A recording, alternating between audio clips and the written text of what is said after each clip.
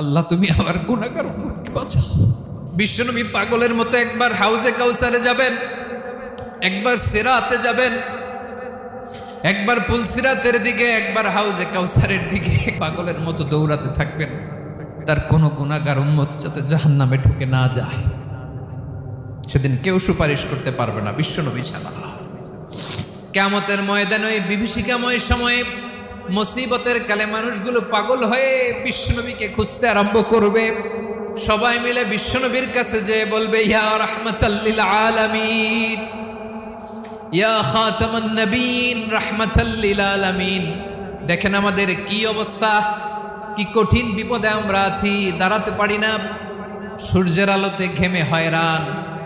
আজকে কেউ সুপারিশ করতে পারবে না।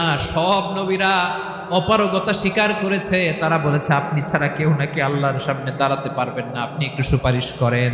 বিশ্বনবী বলবেন, আসো আসো, আজকের দিনে আমি ছাড়া আল্লাহর সামনে কেউ দাঁড়াতে পারবে না।